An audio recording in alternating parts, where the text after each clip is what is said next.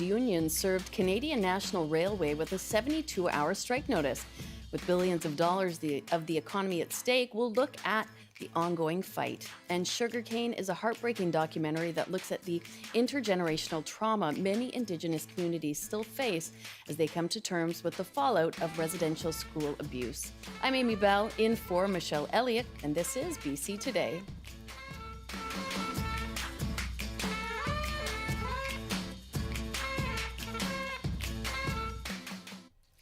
Thank you so much for joining us on radio, TV, and live stream. You can call us now on our top story. Do you support the union's latest action, or do you think further government intervention is required?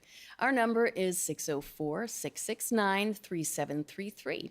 You can also call 1-800-825-5950 or hit pound 690. You can always email us bctoday@cbc.ca. Well, just when it looked like Canada's rail stoppage was over, railway workers have served a 72-hour strike notice. Here's a quick recap. Employees at CN and CPKC were locked out on Thursday morning. Canada's Labour Minister, Steve McKinnon, had ordered binding arbitration in order to bring the potentially crippling dispute to a resolution. CN and CPKC then announced an end to the lockout. Picketing workers said they would return to work earlier this morning, but that all changed. Here is Teamsters Canada President Francois Laporte. Well, things are moving quite rapidly. I understand that this morning our group at CN signified the 72 hours notice for a strike at CN. So we will see at CN the same scenario than the one here at CP. That's first thing. And as I said, our legal team are looking at all our options right now. Now, the work stoppage on Canada's railways do more than just harm the 6,500 rail employees and management. Many Canadian businesses are expressing concern about upcoming supply shortages and price increases because of this labor fight. David Miao is CEO of Liberate Logistics. Here he is explaining to On the Coast host Gloria Makarenko how the work stoppage so far is already impacting the cost of goods. It's been incredibly disruptive. Our clients have had to pivot through us, make changes to their supply chain, divert their containers, transload their containers at our facilities, and truck their containers over the road all across Canada. And as Narissa was saying, those costs are costs that the client has to bear.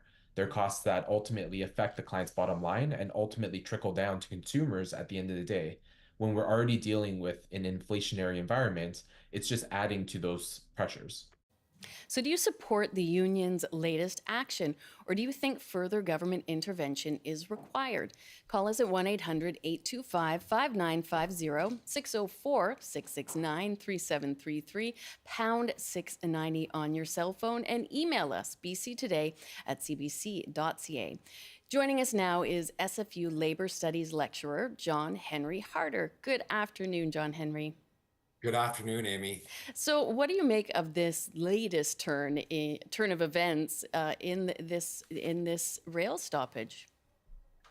Oh, wow. Well, I think the way it's being framed by business interests is really problematic in that they're only wanting to talk about the profits of their clients who they lobby for or who they're CEOs for, when really the key issue that often is getting neglected is that the workers' concerns, the railway workers' concerns, is about health and safety. And it's about how much sleep they get, how much turnaround time there is between their shifts. And in some cases, the railway companies are trying to make it that they can move someone for 3-4 months at a time to a completely different city to shore up their labor shortage in a certain area. So we're talking about health and safety, Right. whereas the business interests are really just worried about their profits. And there does seem to be at times a misconception that that money for the workers is one of the biggest problems, but it's those safety concerns that they've voiced for many years, in fact. what are some of the sticking points that we're seeing, between both sides? And like, in danger of repeating myself, the sticking point really that I understand is around rest time, how long shifts are, time between shifts, all the scheduling kind of stuff. And it very much is about workers being concerned with that, Mm-hmm. and CN and CPKC being concerned with their profits. And I want to clarify too for anyone who's listening, it's easy to think that Canadian National Railway and Canadian Pacific Kansas City are Canadian entities concerned about Canadians, but they're actually for-profit corporations with shareholders, and their fiduciary responsibility is to shareholders. And that's just a legal fact. Mm-hmm. Their responsibility isn't to Canadian citizens, even though they like to pretend that they're looking out for us and our economy. Their bottom line, their legal responsibility is for profits. One of the biggest shareholders of Canadian National Railway is the Bill Gates and Melinda Gates Foundation. Mm-hmm. And that has been brought up many times. Oh, good. That seems to be an eye opener for a lot of people that the Gates really are somehow is, yeah. involved in this, just as stockholders. I'm just going to take in a call now from Ian in the Fraser Valley. He just wants to share his thoughts. Hi, Ian. Thanks for calling into BC today. Well, thanks for taking the call. Mm-hmm. I just wanted to make sure that folks are aware of a couple of real interesting legal issues that are coming to light from these disputes. Sure. The first is that in 2015, the Supreme Court of Canada ruled that unions are a protected group under the Charter of Rights and Freedoms, under the section providing for freedom of assembly. And as part of that freedom of assembly, they also have the protected right to strike. Mm-hmm. Now, this is an interesting dispute because the company's positions were that one of them was going to lock out and the other one was going to permit a strike to occur. But they also changed that at the last second, and both companies locked out the workers. Mm. So now you've got a situation where the company or the unions have had to take the position to both strike against the companies, Mm-hmm. as they have seen recently with the WestJet dispute in July of this year, where the WestJet mechanics would not go to arbitration. They invoked their right to strike. Yeah. And that resolved in a quick resolution to that dispute. So it'll be interesting to see how the courts are going to play with this, because this will wind up in court. And what the employer's rights and responsibilities are in a lockout situation. And as far as the government's use of arbitration in these matters, it would appear that no longer will have any bearing going forward. Right. But it will not eliminate the government's right to legislate. And it'll be very interesting to see what's going to be happening here. Mm. And as your previous speaker said, one of the big issues here is the work-rest rules. Yes. And it's also important to remember that several years ago, about 4 or 5 years ago, people aren't aware of the fatigue that's involved in the scheduling system and running trains. Mm-hmm. And that a survey that was done of running trades, the engineers and conductors, 70% of the respondents actually admitted to having fallen asleep on the job at one point in the previous month of operating. So that's something that really has to be addressed. Ian, I appreciate you calling in and raising such important points. John-Henry, I saw you nodding along quite often as Ian was speaking. He did raise some very good points. What will be the role of government as we move forward? Yeah, Ian really is hitting two really key important points, the legal Yeah. ramifications and then bringing it back around to the fatigue. Yeah. But to talk about the legal aspects, I mean, Ian had it absolutely correct that the right to strike was held up as part of constitutional protected by Charter of Rights and Freedoms in 2015. Hmm. And the case was Saskatchewan Federation of Labor versus the government of Saskatchewan. And the right to collectively bargain was upheld by the Supreme Court in 2007. So one of the interesting things is even with your viewer poll, and I don't know if we're going to hear the results live, as we're talking, Right. but in a lot of ways, if people are suggesting that they don't agree with the Teamsters actions, and all they did was file 72-hour strike notice, Yeah. so they're actually for CN. What we're really talking about is, do Canadians believe that workers have the right to strike? And we know we have the right. It's upheld by the Supreme Court of Canada. So I'm hoping a majority of your listeners support that right, Yeah. because really it's the only power we have to collectively withdraw our labor. And the caller also was pointing out that the the companies had exercised their right to lock their workers out, and we can't live. I don't want to live in a society where large corporations can lock workers out to force them to accept, what they think are unsafe working conditions, but we wouldn't have the right to strike. That Mm. would be such a huge power imbalance. Exactly.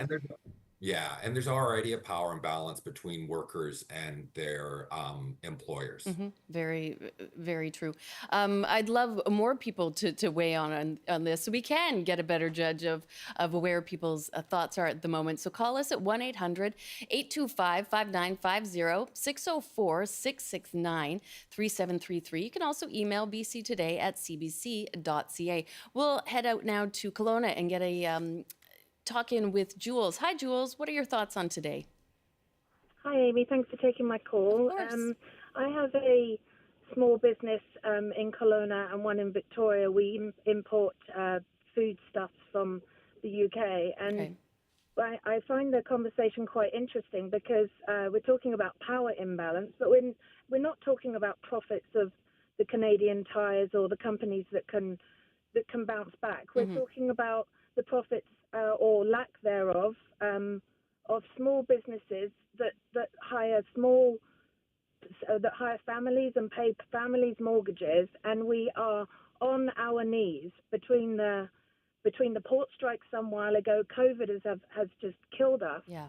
and here we are being at the mercy of unions that basically just say, "Yep, no, we're gonna kill the country to get our point known to the government." And it's like we are the ones that suffer from this. We are the ones that suffer from air strikes and port strikes and rail strikes. We're the end user, the small people who are trying to keep our small communities going. We're on our knees. This is a much bigger problem than is being spoken about here today. No, and I do understand that, Jules, and I appreciate your point of view. But it is a difficult situation for so many.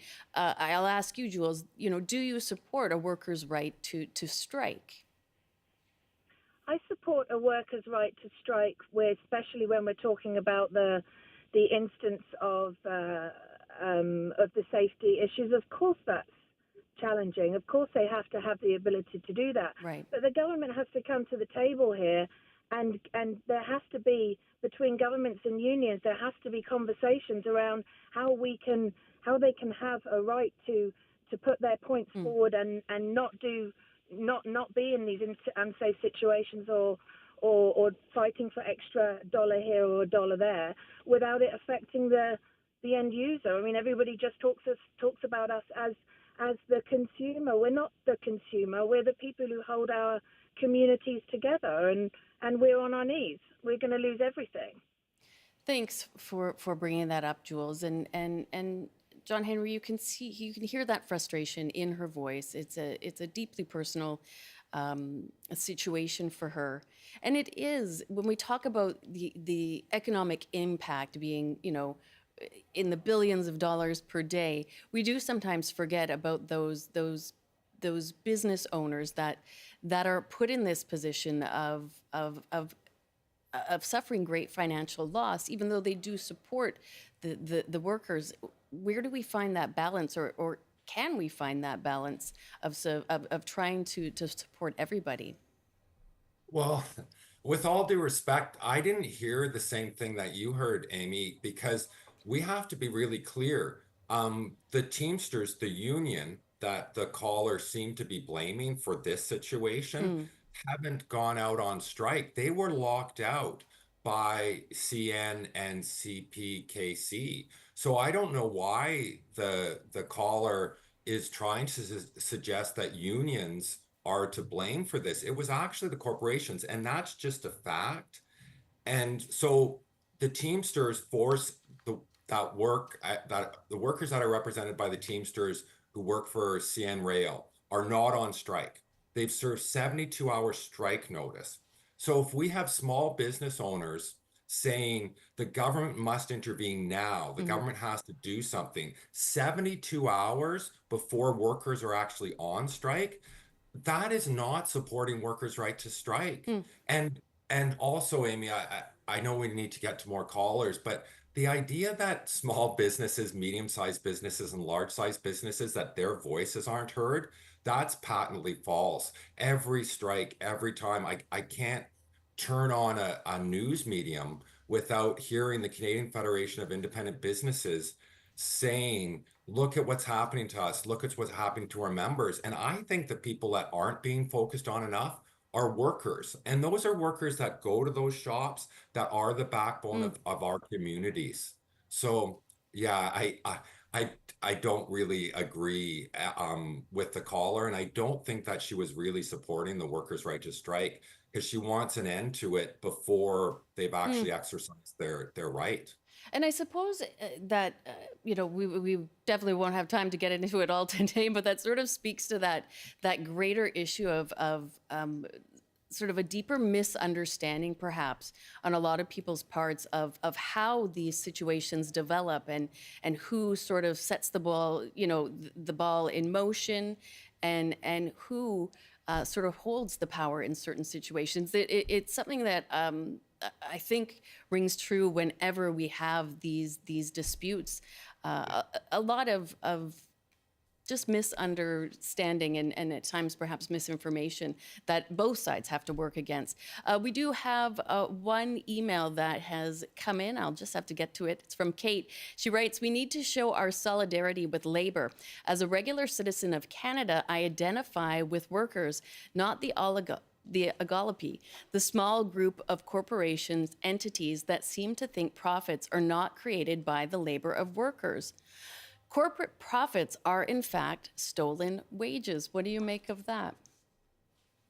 Oh, that's just facts. No, it's true though. Kate just laying down the facts here. Yeah, Kate, it has it right on, and it's really well put, because once I start talking about exploitation of surplus value, I'm going to lose some of our listeners. But that's what it is. Like the heart of our community, the heart of Canada.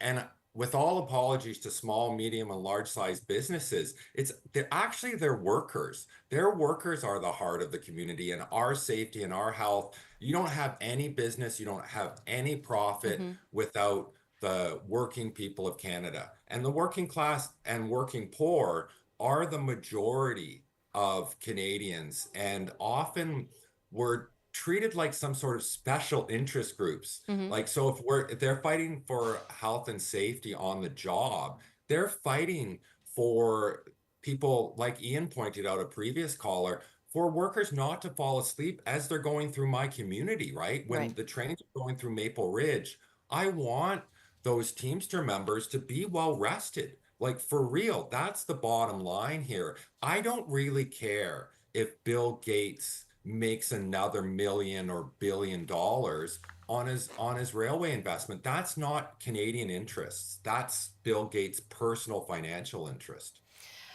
We've got time for one more very quick call. Terry, just about out of time, but what point did you want to make quickly? I think I wanted to make the point that I don't think we think a lot about these people who dedicate their lives to move things, all kinds of produce and economic stuff across the country. Do we think of them very often? We think of small business a lot. I know that.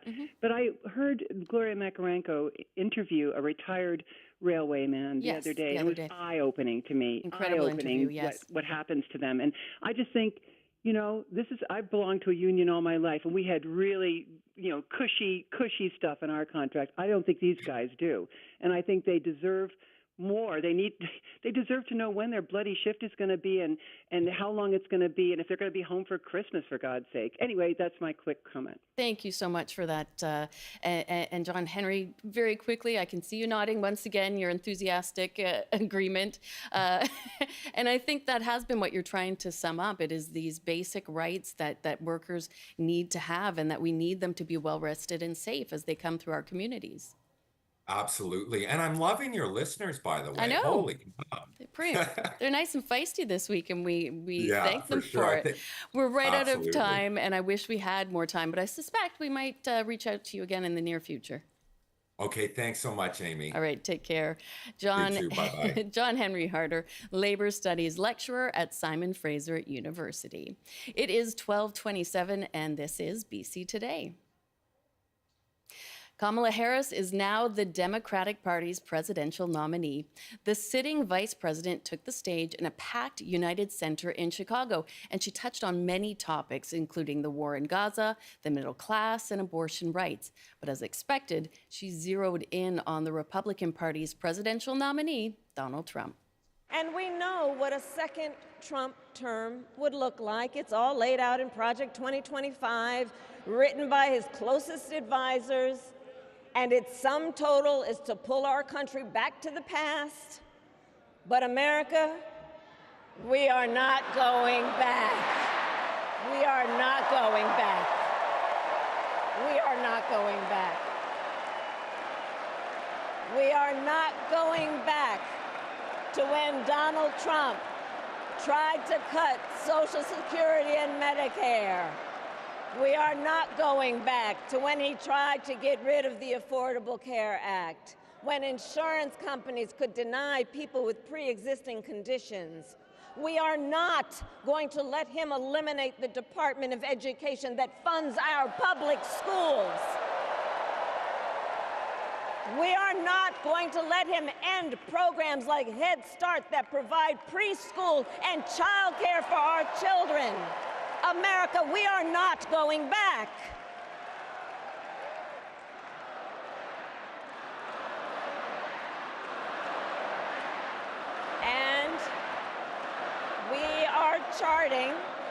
And we are charting a new way forward.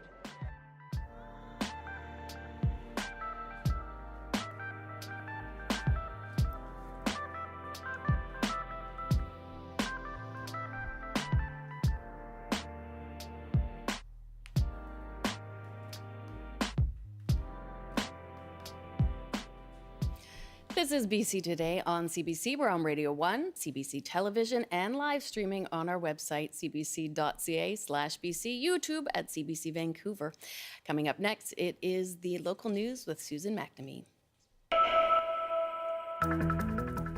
Good afternoon. In the news, BC's Police Oversight Agency is investigating an incident that left an officer and a suspect injured. Police say they were called to assist the fire department in Richmond for a man who was allegedly setting a sign on fire last night. The RCMP say the man refused to cooperate. There was a struggle that resulted in an officer getting stabbed and the suspect getting shot by police. The officer and suspect were taken to hospital for what are believed to be serious injuries. As you've been hearing, the Teamsters Union has served Canadian National Railway with 72-hour strike notice just hours after reporting it was taking down picket lines. Yesterday, the country's two biggest rail companies locked out 9,300 workers, and the federal government said it was referring the dispute for binding arbitration. The union is expected to argue that ordering binding arbitration is unconstitutional. And Prince George RCMP say they've made the largest drug seizure in that city's history. Police say they were investigating a break-and-enter when they noticed a cache of counterfeit cigarettes. They say they obtained a search warrant, and a further search of the home turned up nearly 40 kilos of illicit drugs, including suspected fentanyl and cocaine. The RCMP also seized more than $500,000 in cash. With a brief look at the BC weather on the south coast, showers a high of 17. Saturday, rain ending near noon, then cloudy with a 30% chance of showers. For the central interior, a mix of sun and cloud, possible showers a high of 23. For the southern interior, there's a 40% chance of showers with the risk of a severe thunderstorm today, and it is windy with an expected high of 29. And up in the Peace, a mix of sun and cloud today. Tomorrow, showers, windy with a high of 16. That's a brief look at the news and weather, and I'll be back at 1 with more national, international, local news and weather too. But right now, it's back to Amy and BC Today. Susan, it's always lovely to have you with us. Is it a special guest appearance for one day only? Or are you One day in only. long-term?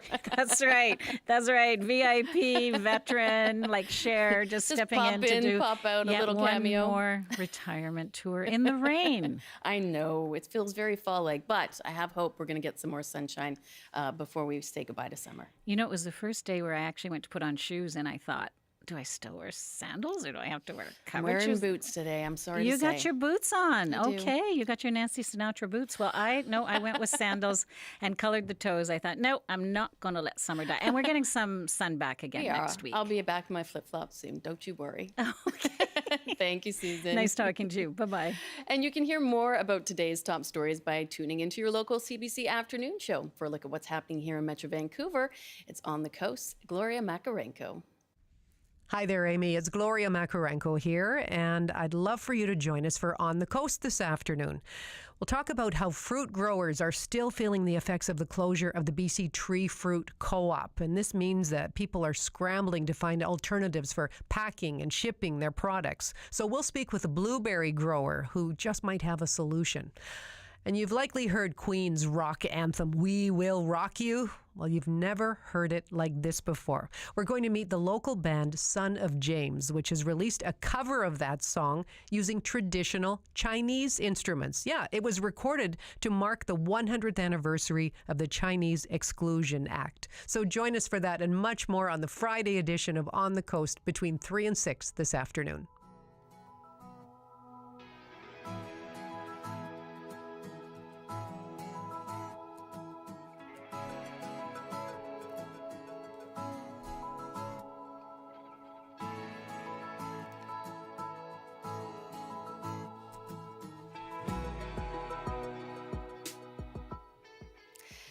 And an extraordinary documentary shot in and around Williams Lake, BC, is opening today in Vancouver.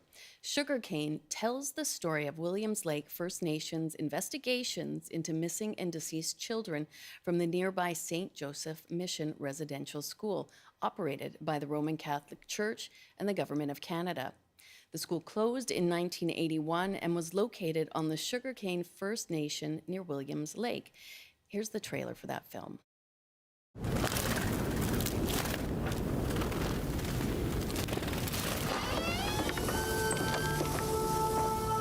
I felt dirty as an Indian all my life in residential school. Look at that. It's all names. When you're brought up in an institution like the Catholic Church, you have strict rules, and you went with their ethics. I've been trying to find out what happened at St. Joseph's Mission. Everything was so secretive. My dad was born there. How did it happen? It's not something that you want to open up, you know. It just keeps on damaging. For decades, there were reports of neglect and children dying or disappearing from this facility. 2 girls drowned. Priests were moved around. Why are they dying?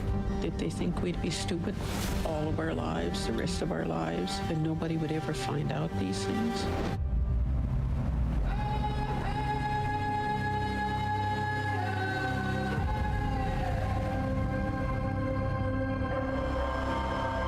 Being sorry for something is just the first step. You have to take action. We see the impacts in our community every single day. And we need to continue to hold each other up. Julian, I ask you to open your heart. Our people are going to stand up. Your story is someone who was abandoned, but also who abandoned. You do know what happened with me, right?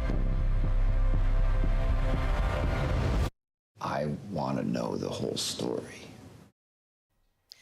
I interviewed both directors yesterday. Here's more of our conversation. Sugarcane, a stunning new documentary premiering tonight in Whistler and tomorrow in Vancouver, has been winning critical praise and film festival awards from its first screening. The New York Times called it a must-see film about a terribly difficult subject, namely the unmarked graves discovered at St. Joseph's Mission, a residential school near Williams Lake. Joining me now are Julian Brave Noiscat of the Canam Lake Band Chekeskin First Nation.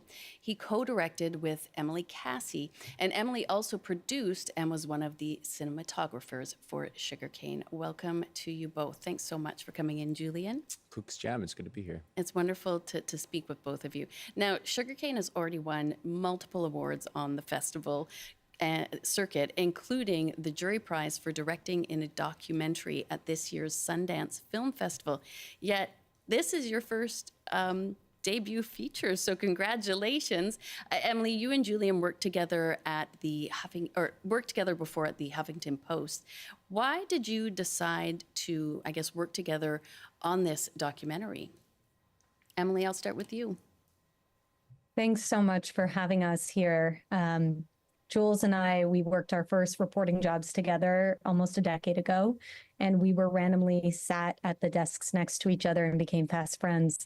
In the years since, I have worked as an investigative journalist and documentary filmmaker, telling stories all over the world about human rights abuses and conflicts from Rwanda to Afghanistan. And Julian, meanwhile, became an incredible writer and journalist and storyteller. And we had been trying to find something for years to collaborate on together. So when the news of unmarked graves or potential unmarked graves at the Kamloops Indian Residential School broke in May of 2021, I felt gut pulled to the story. And that's because I had covered all of these atrocities around the world, but I had never turned my camera and my lens on my own country. I'm Canadian. The last year of residential schools was my first year of kindergarten, and I had really never known very much about it. And so I texted Julian as soon as I read the news and asked him if he wanted to work on something together. And he said he'd think about it. And in the meantime, I went looking for a nation that said they were going to do a search. And I came across an article in the Williams Lake Tribune about Chief Willie Sellers and the Williams Lake First Nation. And I sent Chief Willie an email that day, and he called me back that same afternoon, and he said to me, "The creators always had great timing. Just yesterday, our council said we need someone to document this search." So I was all set to go 2 weeks later, and that's when I heard back from Julian, and I'll let him finish. So when I called Em back to tell her that I'd be open to collaborating on that documentary, that's when Em told me that she'd identified a First Nation that was leading a search, and that search was happening at St. Joseph's Mission. And as you might imagine, I just about fell out of my chair. Right.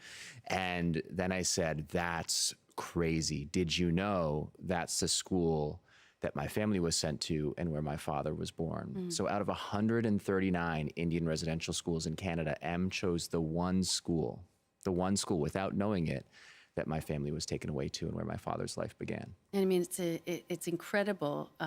You know, and there's something there about, you know, timing, you know, it being meant to be.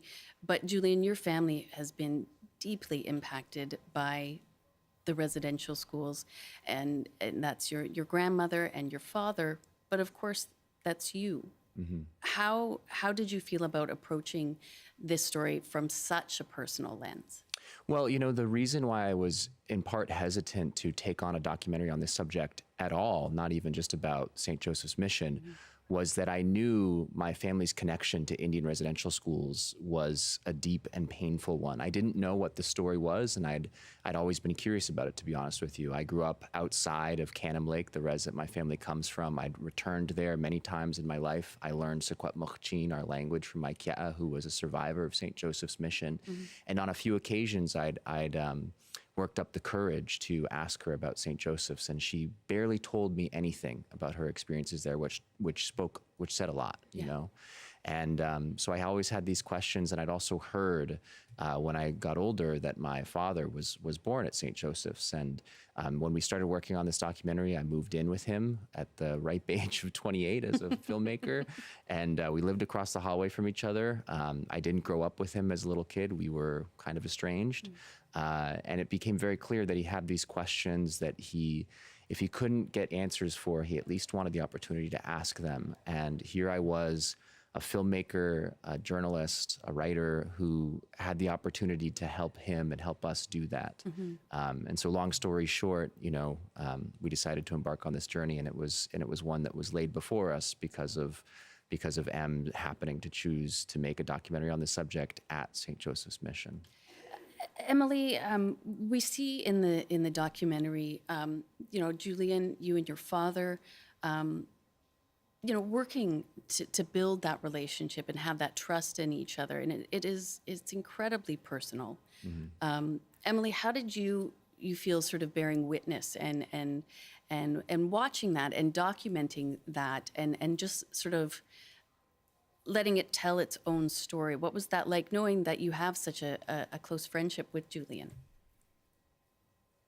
Yeah, it was an extraordinary experience. I mean, I knew Julian really in the context as a coworker and really didn't know much about his family or his personal life. And Julian didn't really become part of the story until about a year in. We had filmed bits and pieces of him, but he didn't really choose to pursue that path with his dad until we had really built the trust between us, and he had really decided that this was something he wanted to do. And so I watched them together from the beginning. You know, Ed in the very beginning was very reluctant about the story. He said, you know, you see this in the film, he says, well, you know, the shape of the roads, I can't go down there because of the shape of the roads, or go up there rather. And you know, over time, the trust that they built between each other and the camaraderie and love and friendship was kind of extraordinary to witness. You know, I had known that Julian had struggled with his dad's abandonment for much of his life, and that came from somewhere, that Ed too had gone through something that had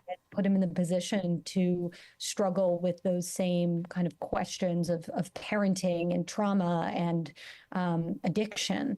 And so when they finally decided to go on this kind of epic road trip together, you know, we were packed into the car and spent weeks. We had this amazing time. And at the same time, they had these heart-rendering and wrenching conversations and decided to be extremely vulnerable, not just with one another, but in front of the camera. And that was an extraordinary thing to witness, two men being so vulnerable with each other and deciding and choosing to overcome and break cycles of pain and trauma.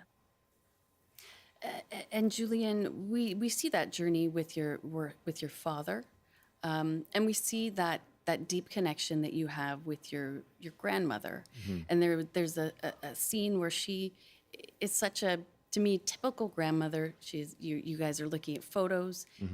There's love, there's joking, and then, you know, she alludes to the things that she's experienced that she, you know, probably should have talked about.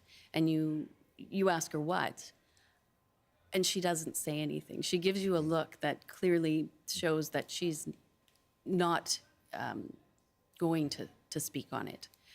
But it sat with me because there is a generation that went through so much trauma that has impacted their children and their children's children. They are still not able to talk about it. And in this documentary, you allowed that to happen. You allowed that silence. How does that impact you? Well, firstly, I think that was something that we really wanted to portray in this documentary. When the initial discovery of unmarked graves at the Kamloops Indian Residential School, which, by the way, was also a school that my cat attended. It's where she finished high school and studied nursing. It's the closest school south of St. Joseph's Mission. Because there was this refrain in the media about First Nations people having known all along and nobody having listened. When I heard that, I felt like that didn't ring true to my experience. My experience was one where my family was deeply impacted by this thing, and we had never talked about it. We'd never really addressed it.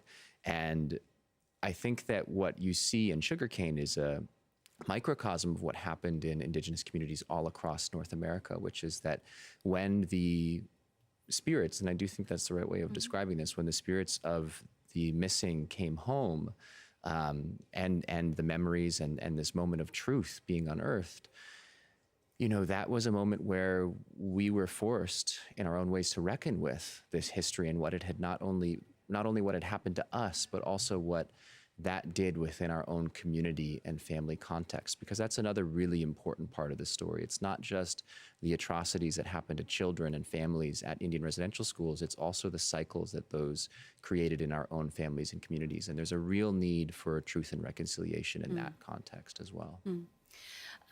Emily, how did you approach it as the cinematographer? There's so much striking beauty. And again, it's being allowed to sit with that silence. There's no sort of swelling music. There's not a distinct narrator guiding the viewer through what they're seeing and what they should be experiencing. You leave a lot open to, I guess, interpretation, but just that impact of what it really is. How did you approach the sort of making of this and how you wanted it to be taken in by the viewers? Well, I first of all had the enormous pleasure of also having a creative partner in Chris Lamarca, who I shot the film with, and together kind of built this language, this cinematic language that was at once epic and intimate, where, as Jules spoke to, that idea of the silences permeating these communities created space and patience to really let things play out. I think the thing that's so special about verite filmmaking is that you're living the story with the characters who are leading it. And we wanted it to feel, all of us, that this past was very present. It wasn't a story about recounting a history. It was a story of how, in this moment of the truth, an excavation of the truth, both below the ground and above it, a reckoning is occurring, a stirring within the lives of our characters. And so Jules and I worked a lot on incorporating ideas about what this world was and is for Native people. So Jules would say something like, this is a post-apocalyptic world. The apocalypse being colonialism. And so, okay, well, how do I portray that visually? How do we portray that visually? How do we show the starkness of the burn of the trees? Something else Julian would say is, this is a community living on the edge of death. Well, what does that look like? It looks like Julian attending 10 funerals during the making of this film. It looks like addiction and suicide wreaking havoc in these communities because of the direct effects of these schools. And so it meant me getting down 6 feet in a grave with Chief Willie Sellers and hearing that sound of the shovel as close as I could get to the feeling of burying members of your community. And I think one thing that was really interesting about how we decided to approach the cinematography is that we shot mostly on prime lenses, and a prime lens, you can't zoom. And so what that means is you have to physically move your body to be close. And so you actually have to earn the intimacy and trust to be that close to people. And I think that was essential in the storytelling and in the way we blended the intimate with the iconographies of faith and indigeneity. And you cover sort of many different layers to the discovery, to the actual discovery of the unmarked graves. You revisit the history of the residential school. You speak to so many survivors, including former Williams Lake Chief Rick Gilbert and survivor investigator Charlene Belleau. How do you balance and I guess protect these people's emotional journey with these very difficult historic events? So, I think that part of what was really special about this project for both Em and I is that we both come from very individual artistic and journalistic practices. But this was a project where, we brought our disparate skill sets. Em had been making films for so long. I have a long background in writing. And I think that those two ways in which we approach narrative and approach this art were really complementary. And I think that you could see that even in the structure of the documentary. On the one hand, it's an investigation, right? It follows a search for unmarked graves at a particular school. On the other hand, it's also an investigation into the lives of these four protagonists, right? My auntie Charlene Belleau, the late Chief Rick Gilbert, Chief Willie Sellers, and myself and my family. And I think that combined investigation of, both what's below ground and also what's above it from these schools was core to our shared skill sets and our shared vision of what Sugarcane could be, and it ended up working out. Tell us more about how the land in Sugarcane really played a role in this film. Well, firstly, we should say that Sugarcane is the name of the res. Of the res, yes. Yes, so Sugarcane is the name of the res that's just down Mission Road from St. Joseph's Mission. And, in Salish oral history and Salish ways of understanding and narrative, place is really essential. So who you are and your stories are always connected to the places that they come from. And we felt that not only was this a story rooted in a place, that being the Sugarcane Reserve primarily and the world of the Williams Lake First Nation and surrounding Secwepemc communities, but it's also one where the land itself, the territories of the Secwepemc and broader interior Salish peoples, which are gorgeous, deserve to have their own power and their own life at the same time as we needed to show that, that life itself has also been imperiled by legacies of colonial extraction, by legacies of what happened not just to Indigenous peoples, but also to the land itself. Emily, what's the reception been like so far in Canada to the documentary?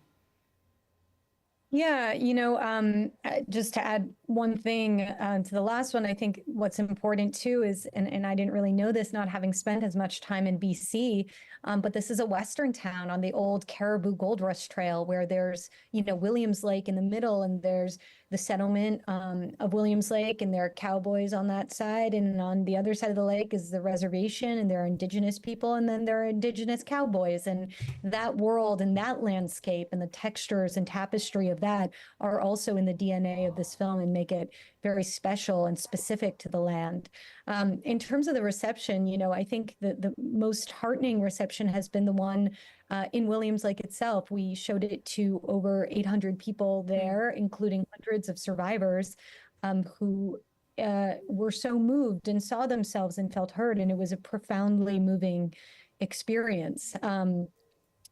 And in the rest of Canada, I think the story is slowly catching on. We expect that there will always be a kind of more denialist movement or fatigue around the film and around the subject matter. But I think what we're hopeful is that this film will catalyze a conversation about how we're not at the truth yet. I think Canadians were very eager to get to the reconciliation part, but we believe that these communities at least are owed the truth.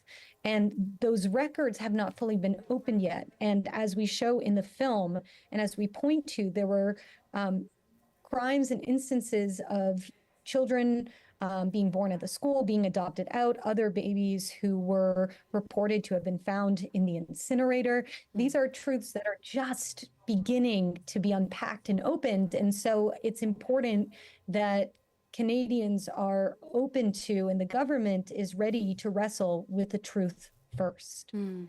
And Julian, how are you hoping, I guess, what do you hope the legacy of this movie will be, but also this push for truth and to have this reckoning? Well, firstly, I think people need to understand that this is one of the founding stories of this entire continent, not just here in Canada, but also in the United States, where there were 3 times as many Native American boarding schools as there were Indian residential schools in Canada. And there is no parallel reckoning in that country as there is here. And so I think it's really essential for people to understand that this is not just our history as Indigenous peoples. This is all of our collective history. And beyond that, I believe that while I'm skeptical, I think we are skeptical of the possibility for true reconciliation given this history between Indigenous peoples, the government, and the church. I do think it's really important for us as the survivors of this awful period in our shared history to reconcile with one another, to be honest about what these schools did to our families and to our communities, and to be able to forgive and find love for one another once again. Because if we don't have each other, if we don't have our community context, what are we left with? Yeah.